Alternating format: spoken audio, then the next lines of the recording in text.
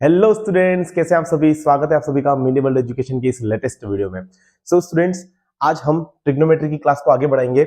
Last class में dear students हमने पढ़ा था कि राइट एंगल ट्राइंगल क्या होता है। इसके बाद हमने डिस्कशन किया था राइट एंगल ट्राइंगल में जो हाइपोटेनस होता है वो क्या होता है, परपेंडिकुलर होता है वो क्या होता है, बेस होता है वो क्या होता है, उसके बारे में हमने डिस्कशन किया था।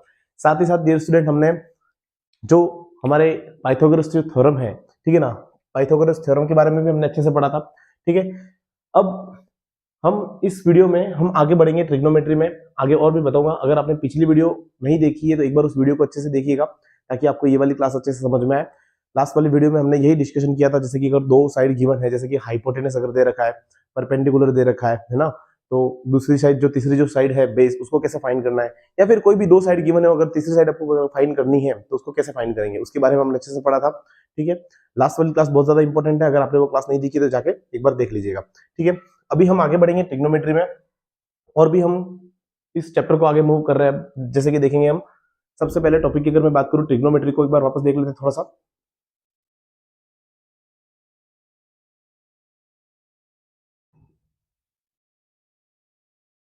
ट्रिग्नोमेट्री, डियर स्टूडेंट, ट्रिग्नोमेट्री क्या होती है एक्चुअली समझना ध्यान से। ट्रिग्नोमेट्री में जो वर्ड है ना, ये एक ग्रीक भाषा से लिया गया है, ग्रीक लैंग्वेज से इसको लिया गया है। देखो, मैं चाहता हूं कि इस क्लास को मैं आपको बहुत बेहतरीन तरीके से पढ़ाऊं, है ना। ट्रिग्नोमेट्री का हर एक कंसेप्ट, चाहे वो कंसेप्ट कैसा भी हो, मैं चाहता हूं वो आपको अच्छे से क्लियर हो, है ना। तो इसके लिए आपको इस क्लास को बहुत अच्छे से देखना पड़ेगा। जैसा मैंने पिछली क्लास में भी कहा था, अभी भी मैं कह रहा हूं, अगर आपके पास नोटबुक और पेन नहीं है तो नोटबुक पेन लेकर बैठिए, जो जो मैं पढ़ा रहा हूं उसको स्टेप बाय स्टेप लिखते रहिएगा। ठीक है, ग्रीक लैंग्वेज से इसको लिया गया था ट्रिग्नोमेट्री को, ठीक है ना, जिसमें ट्री का जो मतलब होता है ना, ट्राई, इसका मतलब होता है थ्री। ठीक है ना, इसका मतलब क्या होगा, थ्री होगा। इसके बाद गॉन, इसका मतलब होता है साइड्स। ठीक है, ट्री का मतलब हुआ थ्री, गॉन का मतलब क्या होगा, साइड्स होगा। और मेट्रॉन, मेट्रॉन का मतलब होता है डियर स्टूडेंट्स मेजर करना, मेजरमेंट में कह सकता हूं, या फिर मेजर करने को कहते हैं मेट्रॉन। ठीक है, तो ट्रिग्नोमेट्री का जो ये वर्ड है ना, ये इस ग्रीक लैंग्वेज से लिया गया है डियर स्टूडेंट। इसको कहां से लिया गया है, ग्रीक से। ठीक है ना, ट्री का मतलब होता है थ्री, गोन का मतलब होता है साइड्स, मेट्रॉन का मतलब होता है मेजर करना। ओके, अब इसका यूज क्या है वो थोड़ा समझेंगे। जैसे कि फॉर एग्जांपल के लिए मैं अगर आपको बताऊं, ट्रिग्नोमेट्री में तीन साइड होती है। ठीक है, अब तीन साइड होंगी, मतलब कहने का मतलब जो राइट एंगल ट्राइंगल जो होता है, राइट एंगल ट्राइंगल में तीन साइड होती है और तीन एंगल होते हैं। तो एक राइट एंगल ट्राइंगल के अंदर तीन साइड और तीन एंगल जो है ना, उनके बीच का जो रिलेशनशिप है ना, उसी को बोलते हैं ट्रिग्नोमेट्री। ठीक है ना, बेसिकली मैं इधर लिखता हूं relation between sides and angles of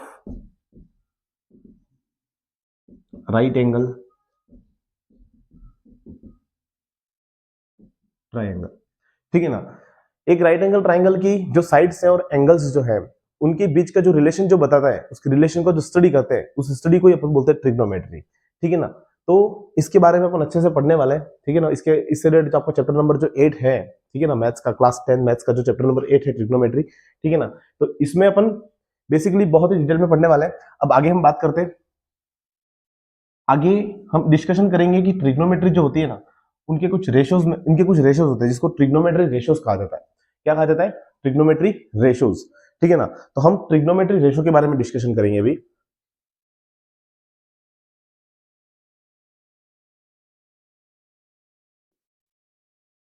trigonometry ratios, ठीक है ना, ट्रिग्नोमेट्रिक रेशोज कौन कौन से हैं बेसिकली। ठीक है, अब मैं आपको जो बताने वाला हूं ना, वही सबसे ज्यादा इंपॉर्टेंट है, और वही जो है जो स्टूडेंट्स को ज्यादातर समझ में नहीं आता है। डियर स्टूडेंट्स, मैं पुनः मेरी बात अगर मैं दोहरा देता हूं एक बार, अगर आप, मैं अभी जो बता रहा हूं उसको अगर आप ध्यान से देखेंगे, ध्यान से समझेंगे, तो मैं आपको प्रॉमिस करता हूं कि आपको ट्रिग्नोमेट्री का हर एक कंसेप्ट बिल्कुल बेसिक से और बहुत ही अच्छे से क्लियर हो जाएगा, है ना। तो एक बार आप ध्यान से देखिएगा, डरने की कोई बात नहीं है इस टॉपिक से। ट्रिग्नोमेट्री रेशियोज हैं कुछ, मैं आपको बता देता हूं, सभी ध्यान से देखिएगा। सबसे पहला जो है हमारे पास रेशियो, वो है साइन थीटा, क्या है, साइन थीटा रहेगा। दूसरा जो रेशो रहेगा वो है कॉस थीटा, ठीक है, साइन थीटा कॉस थीटा,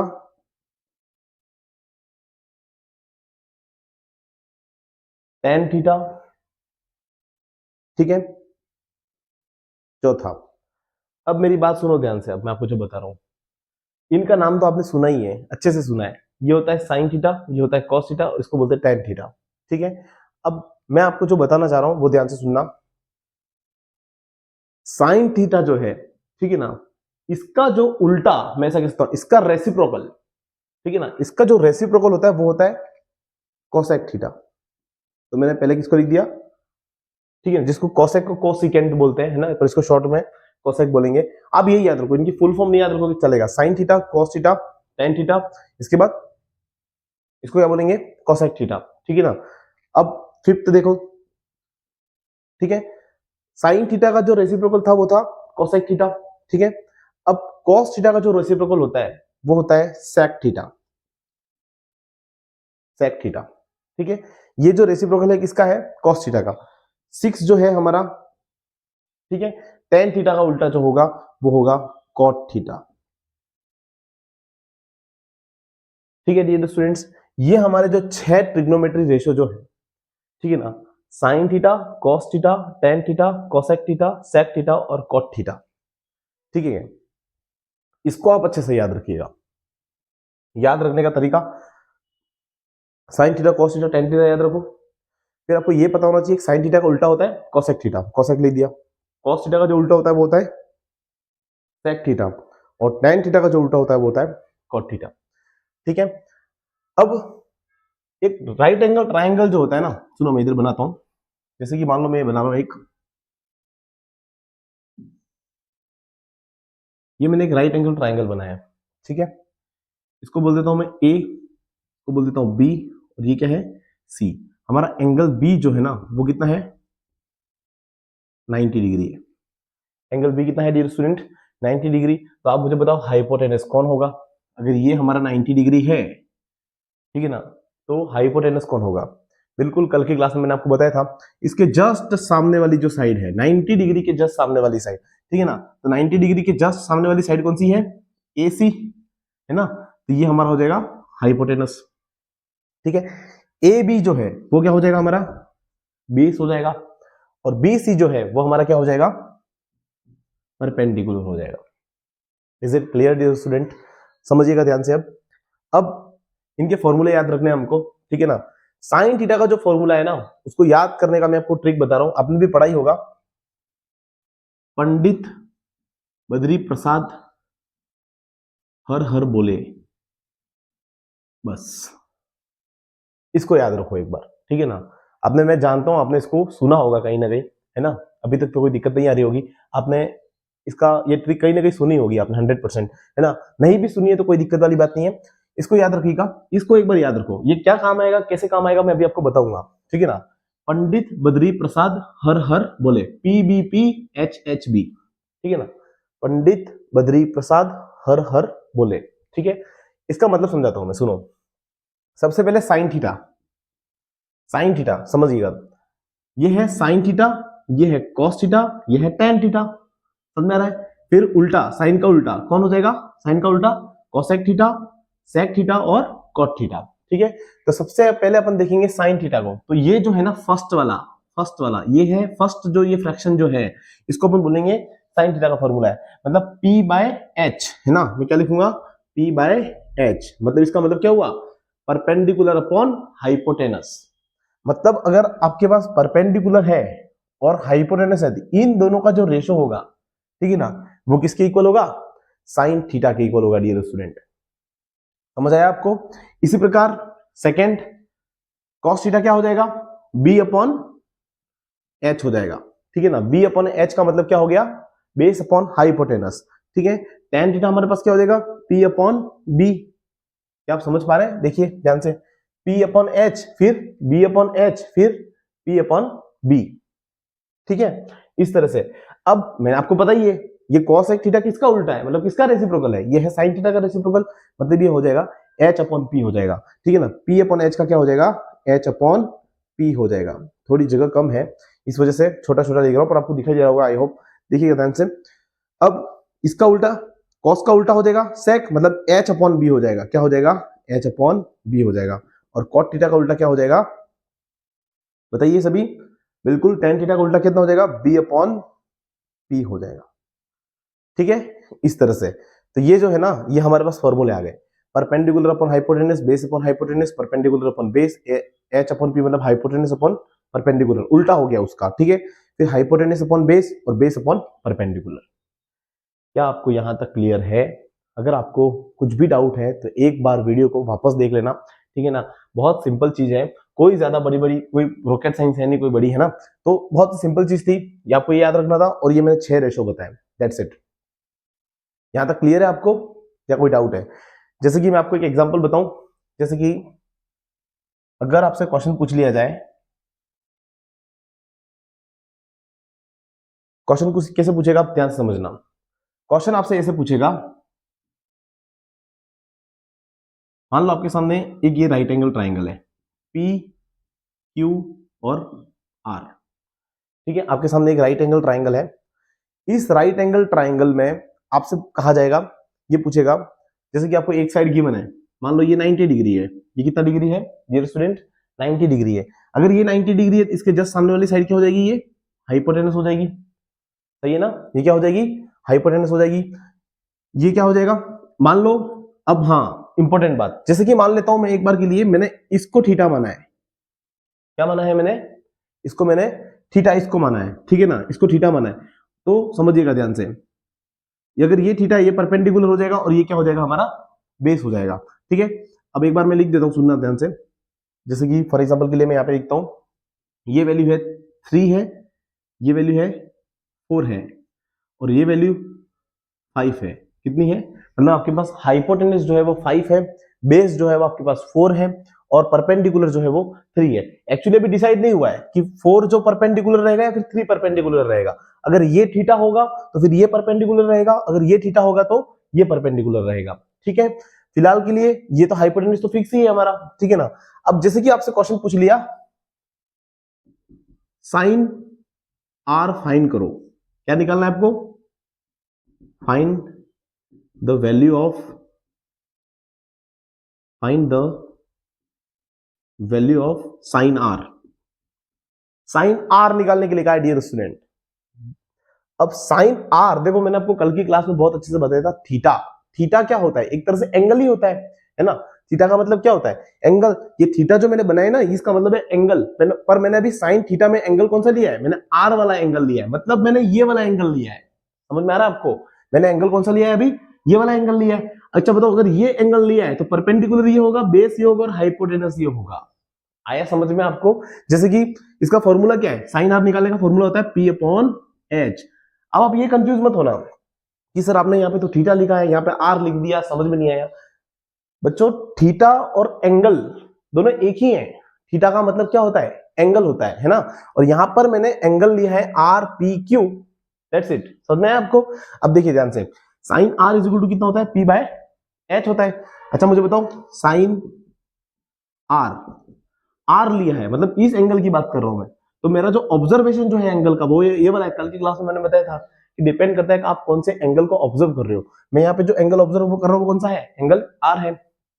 और इसकी जस्ट सामने वाली साइड कौन सी है, कौन सी साइड है, क्यू पी।